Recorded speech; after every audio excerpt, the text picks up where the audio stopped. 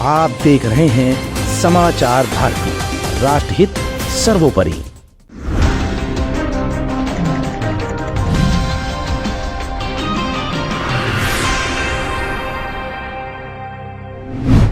कभी बसपा सरकार में रहे वो मंत्री जो हमेशा हिंदुओं की आस्थाओं, उनके देवी देवताओं की टिप्पणियों और न जाने कौन कौन से बयानों को लेकर अक्सर सुर्खियों में बने रहते हैं। वो कौन से नेता हैं जिन्होंने माया की सरकार में मजबूत दरबार लगाया, बात नहीं बनी तो भाजपा के दरवाजे पर दस्तक दी, उसके बाद साइकिल की सवारी कर समाजवादी पार्टी का हैंडल भी थाम लिया।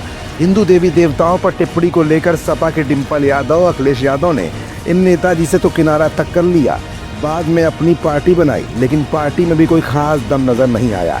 हाँ, ये बात जरूर है कि अपने बयानों के जरिए उन्होंने सुर्खियां बटोरने का काम किया, लेकिन अचानक यही नेता अपने पुराने घर की वापसी को लेकर अपना क्या नजरिया रखते हैं। और मायावती ने अपने खोए हुए पुराने नेताओं की घर वापसी को लेकर उत्तर प्रदेश और उत्तराखंड में ऐसा कौन सा प्लान बनाया था, जिसके क्रम में क्या ये नेता अपने घर वापस दोबारा लौटेगा?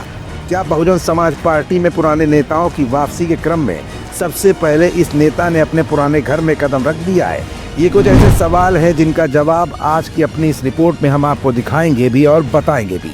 दरअसल राष्ट्रीय शोषित समाज पार्टी के राष्ट्रीय अध्यक्ष स्वामी प्रसाद मौर्य को लेकर सोशल मीडिया पर काफ़ी दिनों से अटकलें चल रही थी कि बसपा के तमाम बड़े बड़े नेता स्वामी प्रसाद मौर्य को बसपा में दोबारा वापस लाने के लिए लगातार संपर्क में बने हुए हैं। ऐसा इसलिए भी माना जा रहा था क्योंकि आज़ाद समाज पार्टी कांसी राम की मजबूत होती पश्चिमी उत्तर प्रदेश में स्थिति और बसपा का खोता हुआ जनाधार माया को अपने पुराने नेताओं को घर वापस बुलाने के लिए लगातार मजबूर कर रहा है। ऐसे में भाजपा और समाजवादी पार्टी से बाहर का रास्ता देख चुके बहुजन समाज पार्टी के पूर्व नेता स्वामी प्रसाद मौर्य को घर वापस बुलाने के लिए लगातार इस बात को 16 आने सच माना जाने लगा। इस समय बहुजन समाज पार्टी जिस दौर को फेस कर रही है, कमोबेश वही स्थिति स्वामी प्रसाद मौर्य को भी फेस करना पड़ रहा है। मतलब साफ है कि दोनों की ही राजनीति शिखर से शून्य पर आ चुकी है। लेकिन अब बारी थी स्वामी प्रसाद मौर्य क्या बसपा में वापस जाएंगे? तो आप अब जरा इस सवाल के जवाब को भी जान ही लीजिए। दरअसल स्वामी प्रसाद मौर्य ने बसपा आने की अटकलों पर पूरी तरह से विराम लगा दिया है। स्वामी प्रसाद मौर्य ने अपने बयान में कहा कि बाबा साहेब भीमराव अंबेडकर के मिशन से भटक जाने के बाद बहुजन समाज पार्टी में जाने का कोई मतलब ही नहीं पैदा होता।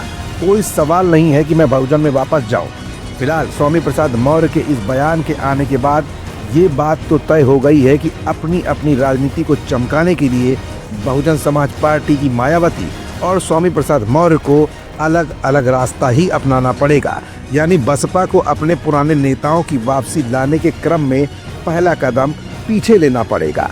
अब 2027 के विधानसभा चुनाव को देखते हुए मायावती के अपने पुराने नेताओं की वापसी लाने की मुहिम करने में किस नेता की वापसी सबसे पहले होती है, ये भी एक चिंता का बड़ा सबब है, जिस चिंता को मायावती इस समय बखूबी फेस भी कर रही हैं। क्योंकि इस समय मायावती की चिंता का सबसे बड़ा विषय ये है कि बहुजन समाज पार्टी से लालजी वर्मा, नसीमुद्दीन सिद्दीकी, स्वामी प्रसाद मौर्य जैसे बड़े बड़े नेताओं के जाने के बाद और लोकसभा चुनाव से लेकर विधानसभा उपचुनाव तक में अकेले लड़ने से मायावती की पार्टी की मान्यता तक खतरे में पड़ी हुई है।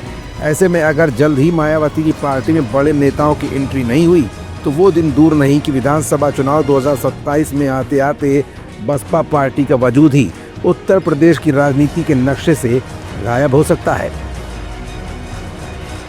आप देख रहे हैं समाचार भारती, राष्ट्रहित सर्वोपरि।